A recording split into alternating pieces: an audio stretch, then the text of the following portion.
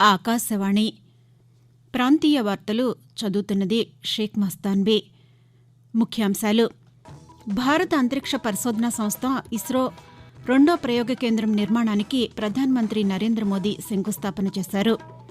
ఆంధ్రప్రదేశ్లో రైతుల సంక్షేమం కోసం తమ ప్రభుత్వం అనేక సంక్షేమ పథకాలు అమలు చేస్తుందని ముఖ్యమంత్రి వైఎస్ జగన్మోహన్ రెడ్డి పేర్కొన్నారు. రాష్ట్రంలో 11,062 పోస్టులతో ఉపాధ్యాయ పోస్టుల భర్తీ కోసం మెగా డిఎస్సి కొత్త నోటిఫికేషన్ను తెలంగాణ ప్రభుత్వం ఈరోజు విడుదల చేయనుంది. తెలంగాణలో ఇంటర్మీడియట్ రెండవ సంవత్సరం పరీక్షలు ఈరోజు ప్రారంభమవుతాయి.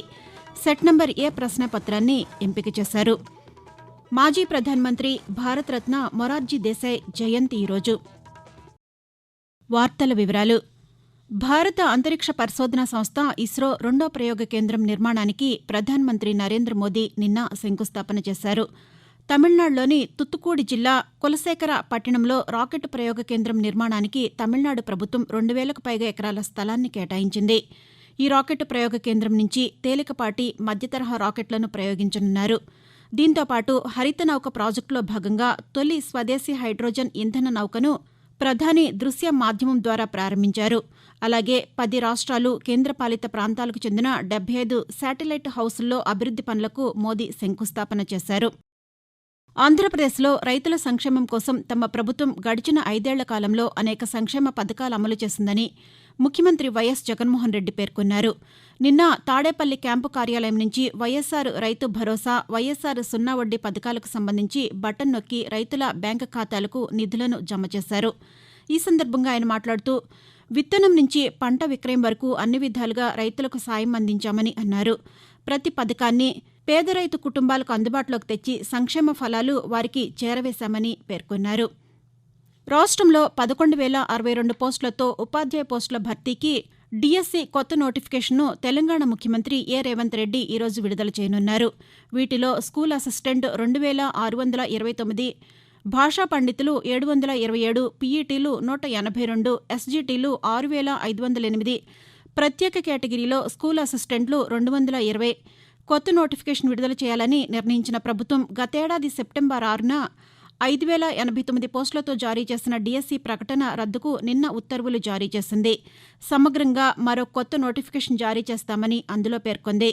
పాత దరఖాస్తులు చెల్లుబాటులో ఉంటాయని, కొత్త డిఎస్సికి వాటిని పరిగణలోకి తీసుకుంటామని పాఠశాల విద్యాశాఖ కమిషనర్ తెలిపారు. పాత అభ్యర్థులు మళ్లీ దరఖాస్తు చేయాల్సిన అవసరం లేదని ఆ ఉత్తర్వుల్లో స్పష్టం చేశారు. కృష్ణా, గోదావరి నదులతో పాటు దేశంలోని 6 ప్రధాన నదుల పరివాహక ప్రాంతాల్లో కాలుష్యాన్ని నివారించేందుకు అవసరమైన మేనేజ్మెంట్ ప్లాన్ తయారీ కోసం కేంద్ర జలశక్తి శాఖ దేశంలోని 12 ప్రఖ్యాత విద్యా సంస్థలతో అవగాహన ఒప్పందం కుదుర్చుకుంది. కేంద్ర జలశక్తి శాఖ మంత్రి గజేంద్ర సింగ్ షెకావత్ ఆధ్వర్యంలో నిన్న ఢిల్లీలో ఈ కార్యక్రమం జరిగింది. ఇందులో కృష్ణానది పరివాహక ప్రాంత మేనేజ్మెంట్ ప్లాన్ తయారీ బాధ్యతలను వరంగల్, సూరత్కల్ ఎన్ఐటీలకు, గోదావరి నది బాధ్యతలను Hyderabad IIT, NEERI national environmental engineering research institute నాగపూర్కు అప్పగించారు. తెలంగాణలో అర్హులైన పేదలందరికీ ఇందిరమ్మ గృహాలు, రేషన్ కార్డులు త్వరలోనే మంజూరు చేస్తామని, మహిళలకు 2,500 రూపాయలు అందిస్తామని రాష్ట్ర గృహ నిర్మాణ శాఖ మంత్రి పొంగులేటి శ్రీనివాసరెడ్డి స్పష్టం చేశారు.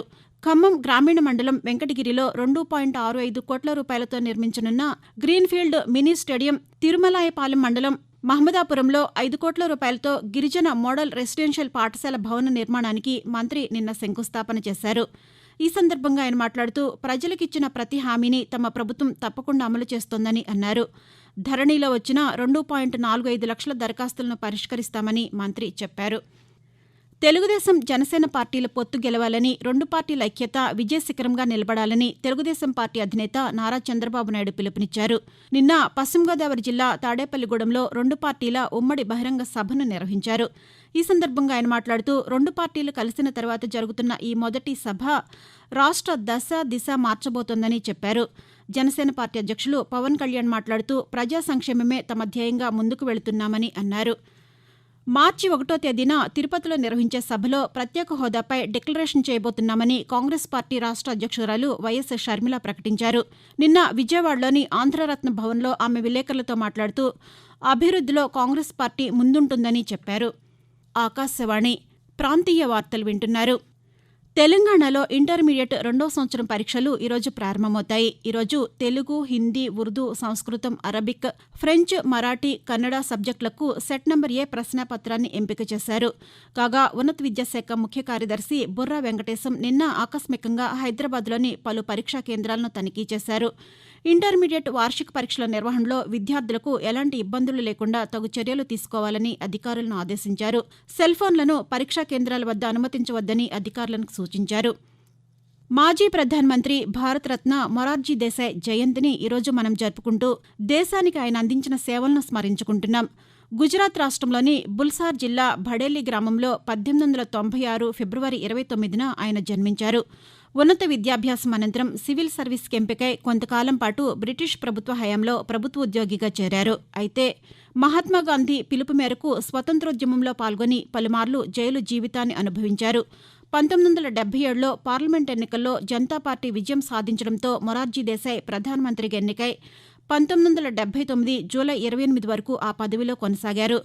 దేశానికి అందించిన సేవలకు గుర్తుగా ప్రతిష్టాత్మకమైన భారతరత్న పురస్కారాన్ని కేంద్ర ప్రభుత్వం మొరార్జీ దేశాయ్కి ప్రదానం చేసింది. దేశంలో ఎక్కడా లేని విధంగా మన రాష్ట్రంలో వాలంటీర్ వ్యవస్థను తీసుకువచ్చామని, దీని ద్వారా అవినీతి రహిత పాలన అందిస్తున్నామని ఆంధ్రప్రదేశ్ ఉప ముఖ్యమంత్రి పీడిక రాజేంద్ర దొర చెప్పారు.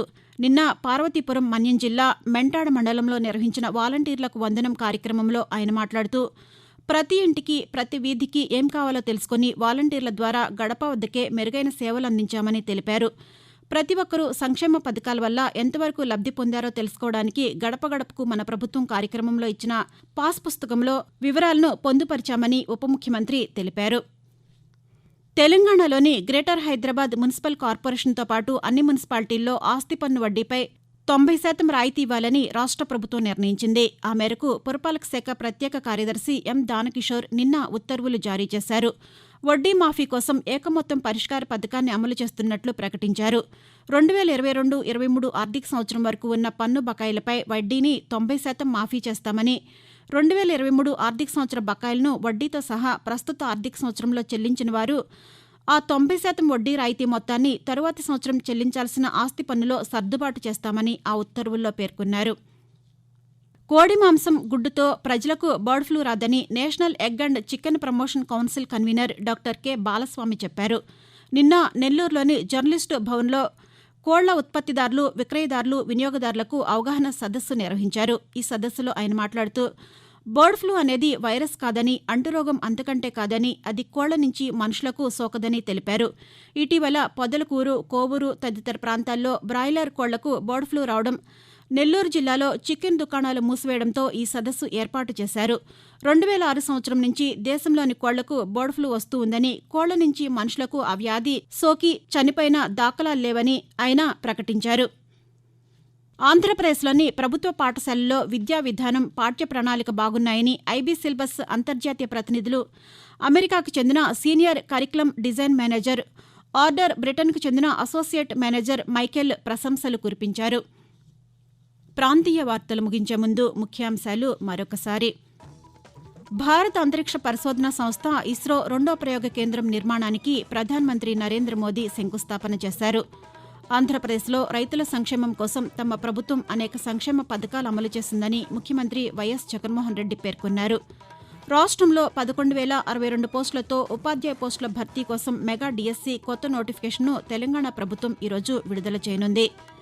తెలంగాణలో ఇంటర్మీడియట్ రెండో సంవత్సరం పరీక్షలు ఈరోజు ప్రారంభమవుతాయి.